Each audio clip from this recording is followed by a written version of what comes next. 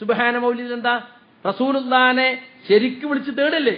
അന്ത ഗഫാറുൽ ഖതായ വദ്ദുനൂബിൽ മുബിഖാത്തി, നിങ്ങളാണ് പാപങ്ങൾ അതിയായി പൊറുക്കുന്ന ഗഫാർ, നാശകരങ്ങളായ പാപങ്ങൾ ക്ഷമിക്കുന്ന നിങ്ങളാണ്. അന്ത സത്താറുൽ മസാവി, ദോഷങ്ങളെ മൂടിവെച്ച് മാപ്പാക്കുന്നവൻ നിങ്ങളാണ്. വമുഖീലുൽ അസറാത്തി, അബദ്ധങ്ങളെ ഇല്ലായ്മ ചെയ്യുന്നതും നിങ്ങളാണ്. ഇത് ചെലോലിപതി റസൂലിനോടല്ല.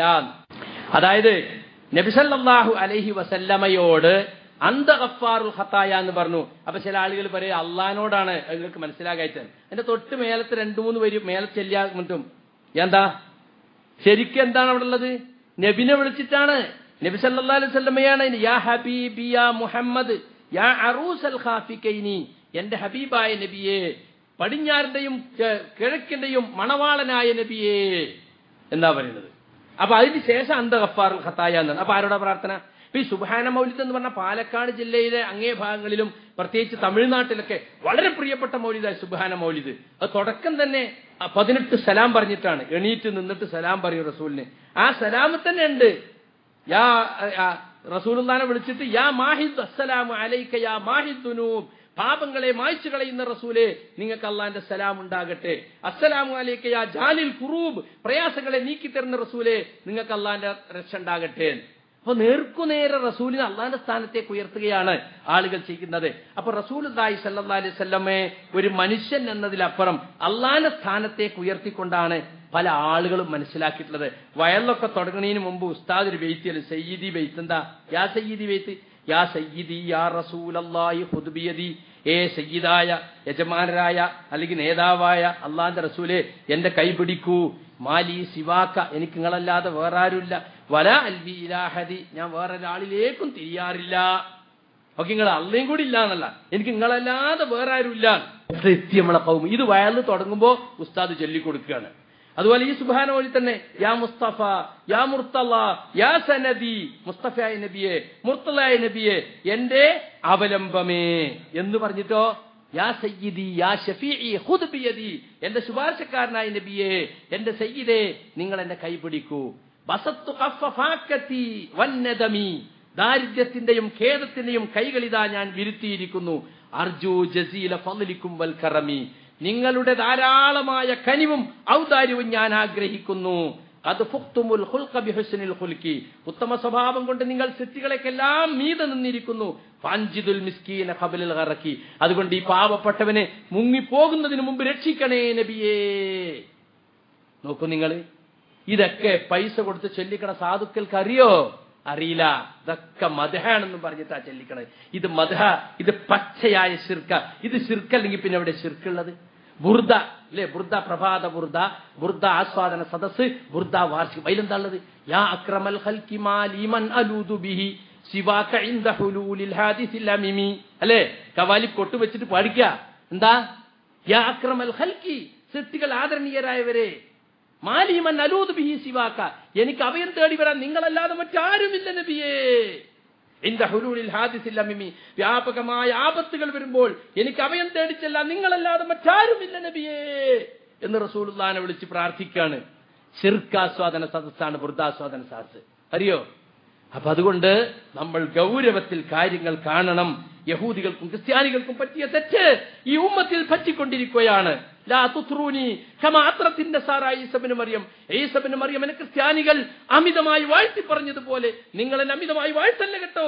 ഇന്നമാ അബ്ദുൻ, ഞാൻ അല്ലാഹുവിന്റെ അടിമ മാത്രമാകുന്നു. ഫഖൂലു അബ്ദുല്ലാഹി വറസൂലുഹു, അല്ലാഹുവിന്റെ അടിമയും അവന്റെ റസൂലും എന്ന് മാത്രമേ നിങ്ങൾ എന്നെ കുറിച്ച് പറയാവൂ, അതിനപ്പുറത്തേക്ക് പറയരുതെന്ന് അല്ലാഹുവിന്റെ റസൂൽ മുന്നറിയിപ്പ് പറഞ്ഞ എന്തിനാ? ഇതുകൊണ്ടാണ്. ഇപ്പൊ പോയില്ലേ, ഇപ്പൊ ദൈവപുത്രൻ പോയിട്ട് അള്ളാഹിന്റെ സ്ഥാനത്തേക്ക് എന്നെ ഉയർത്തിയില്ലേ? അള്ളാഹുവിനോട് മാത്രം ചോദിക്കേണ്ട കാര്യങ്ങൾ റസൂലിനോട് ചോദിക്കാൻ തുടങ്ങി. പാപം പൊറുക്കാൻ, രോഗം മാറുവാൻ, സ്വർഗം കിട്ടുവാൻ, നരകത്തിന് രക്ഷ കിട്ടുവാൻ, ഇതിനൊക്കെ ആരോടാ ചോദിക്കണത്? അള്ളാഹുവിന്റെ റസൂലിനോടാ ചോദിക്കണത്. അബ്ദുക്കൽ മിസ്കീനു യർജു ഫളലക്കൽ ജമ്മൽ ഗഫീറു ഫീക ഖദ് അഹ്സൻതു ലന്നി യാ ബശീറു യാ നദീർ. ശറഫലന മൗലിദുള്ളതാ. നബിയെ, നിങ്ങളുടെ പാവപ്പെട്ട ഈ അടിമ നിങ്ങളുടെ അങ്ങേയറ്റത്തെ കനിവും ധാരാളമായ കനിവും കൃപയും പ്രതീക്ഷിക്കുന്നു. നിങ്ങളെക്കുറിച്ചുള്ള എന്റെ വിശ്വാസം ഞാൻ നന്നാക്കിയിട്ടുണ്ട്. സന്തോഷ വാർത്ത അറിയിക്കുന്നവരും മുന്നറിയിപ്പ് നൽകുന്നവരുമായ നബിയേ, ഫാഗിസ്നി വാജിർനി, അതുകൊണ്ട് എന്നെ സഹായിക്കണേ, എന്നെ രക്ഷിക്കണേ. യാ മുജീറു മിനസ് സഈരി, കത്തിക്കരിയുന്ന നരകത്തിന് രക്ഷിക്കുന്നവരെ. യാ ഗിയാസി യാ മലാദി, എന്റെ അഭയ കേന്ദ്രമേ, എന്റെ സഹായമേ. ഫീ മുലിമാത്തിൽ ഉമൂർ, പ്രയാസകരമായ കാര്യങ്ങളിൽ. നോക്കുങ്ങൾ, അള്ളാഹിനോട് ചോദിക്കേണ്ട കാര്യമല്ലേ ചോദിക്കുന്നത്? നരകത്ത് നിന്ന് രക്ഷിക്കുന്നവരെ, എന്നെ രക്ഷിക്കണം, എന്നെ സഹായിക്കണം എന്ന് റസൂൽ. യാ ബഷീർ യാ നദീർ, ബഷീർ നദീർ അള്ളാന്റെ പേരാ, നബിന്റെ പേരല്ലേ. ഒമാ അർസൽനാക ഇല്ലാ കാഫത്തൽ ലിന്നാസി ബശീറൻ വനദീറ, ലോകർക്ക് മുഴുവനും ബഷീറും നദീറുമായിട്ടാണ് നിന്നെ ഞാൻ അയക്കുന്നത് എന്ന്. അപ്പൊ ബഷീറും നദീർ റസൂലിനെ നേരിട്ട് വിളിച്ചിട്ട് നിങ്ങളുടെ അടിമയായ ഈ പാവപ്പെട്ടവൻ. അപ്പൊ അള്ളാന്റെ അടിമല്ലേ നമ്മളൊക്കെ? ഇതിപ്പോ റസൂലിന്റെ അടിമ, ഇപ്പൊ റസൂലിനെ റബ്ബാക്കിയല്ലേ അത് നോക്കാണ്. ഇതൊക്കെ എന്നിട്ട് മദ്ഹിന്റെ പേരിൽ ന്യായീകരിക്കാൻ അതൊന്നും സാരില്ല. നമ്മളൊരു നബിദിനെ പതിപ്പണ്ട് ഇറക്കിക്കളയാ, നമ്മൾ നബിദിനത്തിന് കൂടി കൊടുത്തിക്ക, എല്ലാവരും മീലാദുണ്ടാവുമ്പോൾ നമ്മൾ മുസ്ലിമീങ്ങളുടെ ആഘോഷമായി മാറിക്കോട്ടെ എന്ന് പറഞ്ഞിട്ട് അതിനോട്. അതുകൊണ്ട് വലിയ തെറ്റായ വിശ്വാസങ്ങൾ ഇവിടെ ഉണ്ടായിട്ടുണ്ട്. അള്ളാഹുവിന്റെ റസൂലിന്റെ അടുത്ത് വന്നിട്ട് ഒരാൾ പറഞ്ഞു മാഷാ അള്ളാഹു വശീത്ത, നിങ്ങളും അള്ളാഹു ഉദ്ദേശിച്ചാൽ. ഉടനെ റസൂലിന്റെ മറുപടി എന്താ? അജഅൽതനീ ലില്ലാഹി അദ്ല, നീ അള്ളാഹുവിന് സമപ്പെടുത്തുകയാണോ എന്നെ? ഖുൽ മാഷാ അല്ലാഹു വഹദ, അള്ളാഹു മാത്രം ഉദ്ദേശിച്ചാൽ എന്ന് പറഞ്ഞോ? എന്തേ പറഞ്ഞുള്ളൂ? മശിയത്ത് ഉദ്ദേശിക്കുക എന്ന കാര്യത്തിൽ അള്ളാഹുവിന്റെ റസൂലിനെയും അള്ളാഹിനെയും ഒന്നാക്കി. അപ്പൊ ഒരു തുല്യപ്പെടുത്തലും നമുക്ക് പാടില്ല. അപ്പൊ ചില ആളുകൾ വന്നിട്ട് പറയും, എനിക്ക് നിങ്ങളും അള്ളാഹു അല്ലാതെ വേറെ ആരുമില്ല, നിങ്ങളെക്കൊണ്ടും അള്ളാഹിനെ കൊണ്ട് എന്റെ നിലനിൽപ്പ്. വലിയ മുതലാളിമാരെടുത്ത് എന്നിട്ട് പൈസ കിട്ടാൻ വേണ്ടിയിട്ട് ആളുകൾ പറഞ്ഞ വാക്ക പറയാൻ പാടുണ്ടോ? പാടില്ല, തെറ്റല്ലേ അത്. അള്ളാഹുവിനോട് റസൂലിനെ തുല്യപ്പെട്ട ഒരു കാര്യവും പാടില്ല. ചില കാറിലൊക്കെ കയറിയ കാണാം ഒരു സാധനം ഇങ്ങനെ തൂക്കിണ്ടാവും, ഇങ്ങനെ അള്ളാഹ് മുഹമ്മദ്, അള്ളാഹ് മുഹമ്മദ്. ഇത് അള്ളയും മുഹമ്മദ് ഒരേപോലെ. അള്ളാഹിന്റെ അടുത്ത് ജല്ല ജലാലും ഉണ്ടാവും, മുഹമ്മദിന്റെ സല്ലല്ലാഹു അലൈഹി വസല്ലം തുല്യ വലുപ്പത്തിൽ തുല്യ പ്രാധാന്യത്തിൽ. പള്ളിന്റെ ഒരു ഗേറ്റുമ്പോ അള്ളാഹ്, ഒരു ഗേറ്റുമ്പോ മുഹമ്മദ്, അല്ലേ? ഇത് തനിച്ച ശിർക്കാണ്. ഇതിനെപ്പറ്റി ഉലമാക്കളോട് ചോദിച്ചിട്ടുണ്ട്. ഇങ്ങനെ തുല്യ വലുപ്പത്തിൽ തുല്യ പ്രാധാന്യത്തിൽ അള്ളാഹിന്റെ മുഹമ്മദിന്റെ പേര് അപ്പുറപ്പുറം എഴുതുന്നത്, അത് ഗിഫ്റ്റ് കൊടുക്കാൻ പറ്റുമോ? പറ്റൂല എന്ന് പറഞ്ഞ ഉലമാക്കള്. റസൂലുള്ളാഹി സ്വല്ലല്ലാഹു അലൈഹി വസല്ലമയുടെ ഈ ഹദീസ് വെച്ചിട്ട് ഒരു കാര്യം റസൂലിനെ തുല്യപ്പെടുത്താൻ പാടില്ല.